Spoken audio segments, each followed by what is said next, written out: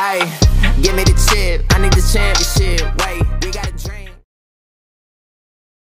Julien Benaïm, 26 ans, formé au Sporting Club de Bastia, actuellement dans le club de Ajaccio en Ligue 2 et au poste d'arrière gauche.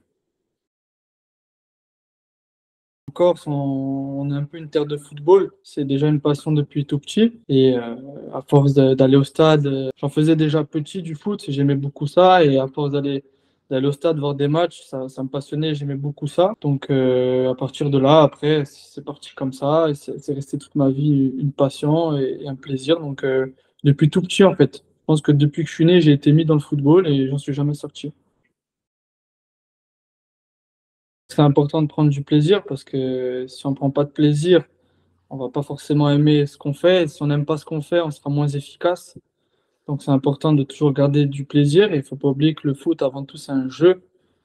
Donc aujourd'hui, il y a beaucoup plus d'enjeux qu'avant, certes, mais c'est avant tout un jeu où il faut prendre beaucoup de plaisir. Si on prend du plaisir, forcément, on sera que meilleur.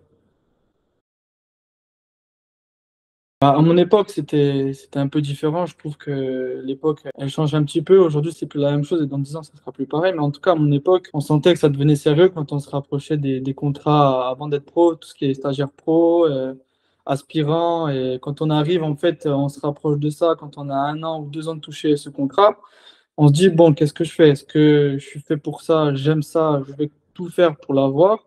Ou est-ce que je suis pas fait pour ça? Et personnellement, j'aimais vraiment ça, donc j'ai pas arrêté de continuer de travailler ou de faire du foot. J'étais vraiment concentré à fond dans ça et j'ai été récompensé. Donc en fait, mon avis à moi, on sent que ça devient sérieux quand on se rapproche des contrats, quand on sent qu'il va y avoir en fait une carotte à notre travail, quoi. Donc voilà. Après, il faut savoir que Bastia, c'est le club de la Haute-Corse. Donc forcément, s'il y a des jeunes qui sont bons, on va dire, dans certains clubs de village, ils vont forcément aller les contacter. C'est ce qui s'est passé pour moi et d'autres. En tant que jeune, je crois que j'ai dû rejoindre le Sporting à 9 ans ou 10 ans. Donc voilà, c'était l'entraîneur qui est venu en parler à mon père, qui m'en a parlé, qui moi, m'a réjoui, puisque c'était le club phare de ma région. Donc j'ai rejoint très tôt le Sporting Club de Bastia. La routine qu'on a à cet âge-là, c'est d'aller à l'école déjà dans un premier temps. Comme c'était le club de la ville qui était en partenariat avec l'école, donc forcément on allait à l'école, on terminait l'école plus tôt pour aller à nos entraînements. Et ensuite on enchaînait les matchs le week-end, donc c'était une routine de école, entraînement, foot. C'était foot tout le temps, quoi. Donc c'était tous les jours à l'école. Le samedi c'était le match, le dimanche c'était le jour de repos, on dira, et lundi on reprenait une semaine. Donc ça commençait à devenir sérieux, encadré et strict. Pour ma part, ça se compliquait un peu à Bastia, où j'avais pas ma chance et j'allais pas l'avoir. Donc j'étais un peu dans un environnement négatif, compliqué, on va dire, à mon âge. Et comme j'avais pas beaucoup d'expérience, même si j'avais 18 ans, l'âge d'arriver à un homme, j'étais toujours un enfant. Donc c'était un environnement qui était un peu compliqué pour ma part et je pense qu'il fallait juste que je parte. Peu importe la destination, mais il fallait que je parte, que j'apprenne, que je devienne un peu plus un homme, par exemple. Ça s'est fait parce que l'Andorre s'est manifesté. D'autres clubs avant s'étaient manifestés, mais ça s'était pas fait. Et avec l'Andorre, ça s'est fait. Donc j'ai pas réfléchi dans le sens où je savais que partir de Bastia allait me faire grandir. Ça allait me faire une très bonne expérience. Donc, j'ai pas réfléchi, j'ai pris ce risque et pour ma part, ça a payé puisqu'après cette expérience, j'avais beaucoup appris.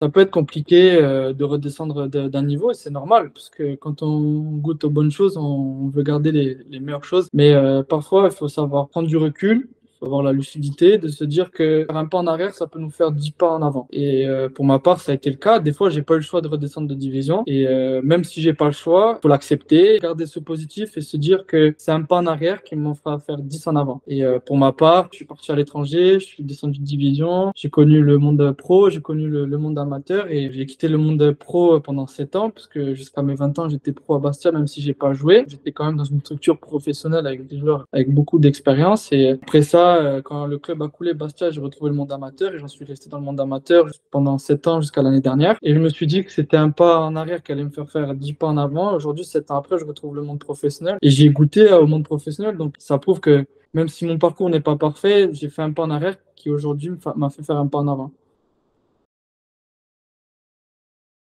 C'est que malgré qu'on soit dans une structure amateur, on dira, on s'entraîne quand même tous les jours. On garde quand même une structure d'un club avec un staff qui travaille tous les jours. On met des choses en place tous les jours. Il y a beaucoup de similitudes avec le monde professionnel, c'est juste que le monde professionnel est forcément plus aidé, plus en avance sur tout ce qui est environnemental ou structure, au niveau du staff aussi. Des fois, dans le monde amateur, on a besoin de travailler aussi au niveau des salaires, il faut pas le cacher. Mais il y a beaucoup de similitudes dans le sens où quand on rentre sur un carré vert, après c'est le football qui parle, qu'on soit professionnel ou amateur, au final on se retrouve au même endroit. Les stades ne sont pas les mêmes, mais on se retrouve sur un carré vert à faire la même chose. Et c'est ça qui est important et qu'il faut garder. En fait, dans le contexte, je sortais d'une grosse année de N1 avec Marignane. Malgré la descente de N1 à N2, j'ai fait quand même une très belle année pour ma toute première année à ce niveau-là. Donc, suite à ça, j'ai pas trouvé de club. L'agent m'avait laissé tomber, m'avait laissé sans nouvelles, sans club. Donc la descente a été en l'occurrence très dure, puisque là, je me voyais rester à ce niveau-là, voire au-dessus, et je me suis retrouvé sans club, sans nouvelles, sans rien. Cette descente-là a été dure quand je suis rentré chez moi en Corse dans le club de N3, qui m'a très bien accueilli, hein, qui a tout fait pour mettre dans de bonnes conditions. Je dis, mais mentalement, ça allait pas. Quand elle est venue cette opportunité de partir en Bolivie, moi, je suis un grand fan d'Amérique latine, donc c'est quelque chose qui me plaisait comme proposition, puisque je me rapprochais de ce que j'aimais dans la mentalité Amérique latine, d'un pays que je découvrais, mais qui représentait aussi l'Amérique latine, qui se rapprochait aussi beaucoup de l'Argentine, parce que je suis un grand fan d'Argentine et je me suis dit, écoute, pourquoi pas tenter l'aventure? Et au pire des cas, je peux toujours pourquoi pas me faire repérer pour pouvoir jouer en Argentine. Donc, en fait, c'était plusieurs points positifs qui m'ont donné envie d'y aller et j'ai tenté l'expérience.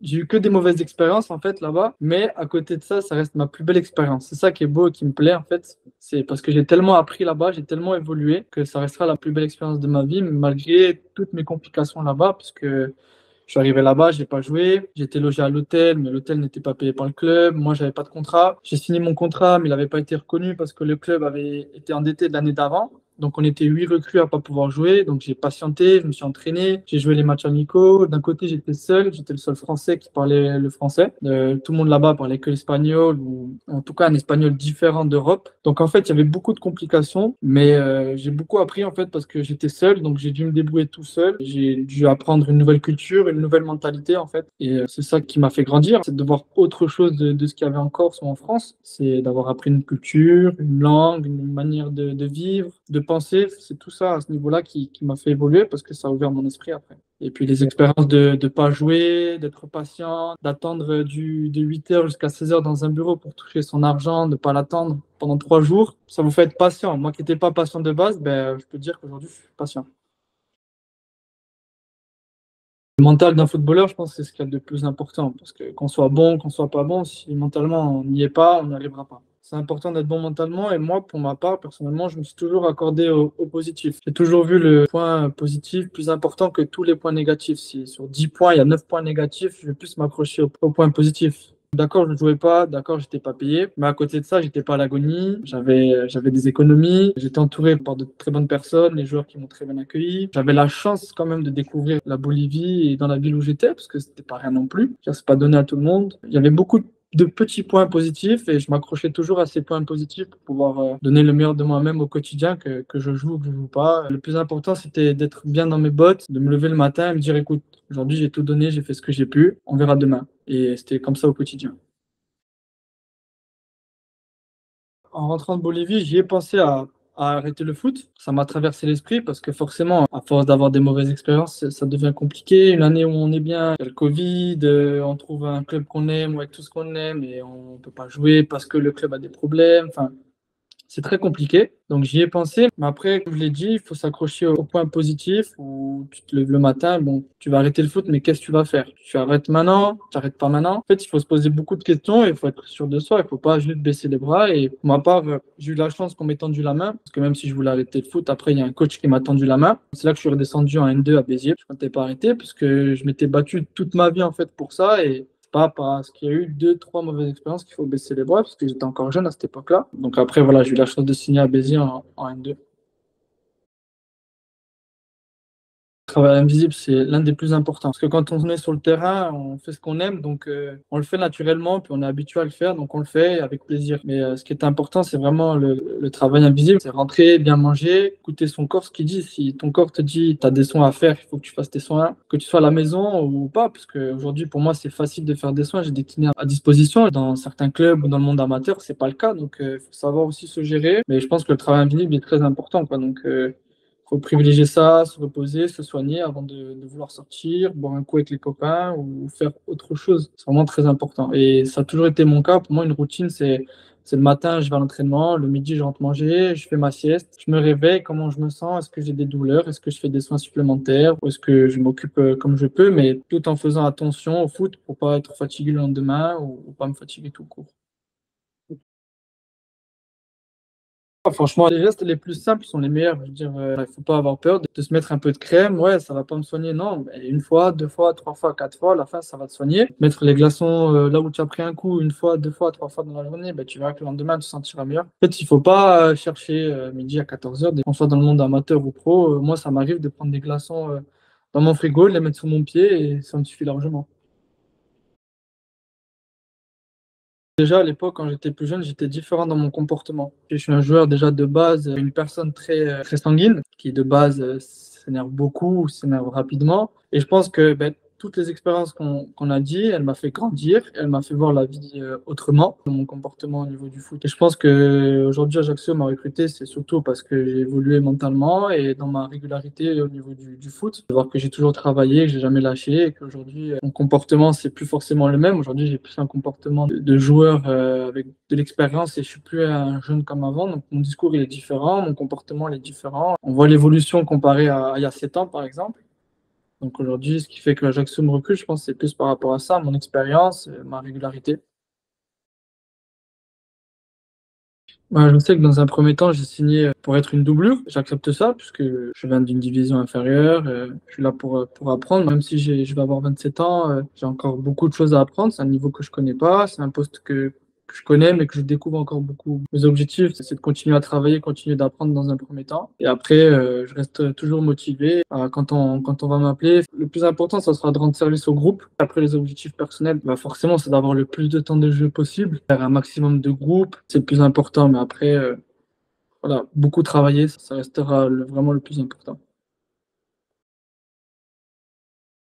Je pense que la concurrence, déjà, c'est important parce que ça te fait progresser. Et moi, j'accepte ça et c'est la première, enfin, c'est pas forcément la première fois que je suis en concurrence, mais on va dire que j'ai souvent joué. C'était mon poste. Là, c'est vraiment une vraie concurrence. Moi, ma concurrence, elle se passe très bien parce que je connais très bien le joueur. Mais même si je le connaîtrais pas, le joueur, je suis dans une position où, en fait, je suis vraiment là pour apprendre et travailler. Je dirais pas qu'il faut que je joue pas. Mais j'aborde la concurrence de la meilleure des manières parce que c'est important d'avoir une concurrence saine. Il n'y a que comme ça pour moi qu'on peut progresser. Si le joueur devant moi est meilleur que moi, le lendemain, je vais tout faire pour être meilleur que lui. Et je sais qu'en ayant cette mentalité-là de bosseur, un jour ou l'autre, ça paiera. Je vais commencer par le travail, parce que moi, franchement, c'est un mot qui a marqué en gros dans ma tête, puisque ça m'a jamais lâché. J'ai toujours été un gros travailleur. Je vais prendre un deuxième mot, c'est le mental, parce que forcément, si on n'a pas de mental, si demain on est amené à avoir de mauvaises expériences, on va pas réussir à s'accrocher, on va vite baisser les bras. Donc, c'est important d'avoir beaucoup de mental pour pouvoir surmonter ces épreuves-là et qu'elles nous fassent grandir. Si j'ai un troisième mot, j'aimerais bien dire travail invisible aussi, c'est important. Ça rejoint un peu le travail, mais pour moi, il y a et le travail à l'entraînement, ce qu'on fournit à l'entraînement, et il y a l'aspect en fait en dehors, dans la vie de tous les jours. On va pas s'amuser à sortir tous les soirs, faut manger correctement. Donc, pour moi, c'est trois choses vraiment très essentielles de bien bosser à l'entraînement, d'être fort mentalement, d'être rigoureux avec soi-même en dehors du foot. Que j'aurais pu l'utiliser et puis ça m'aurait fait du bien en fait de me sentir entouré aussi ou de me dire je suis peut-être pas la seule personne un peu à galérer on va dire entre guillemets donc je pense qu'elle m'aurait servi cette application et ça aurait été une très bonne idée.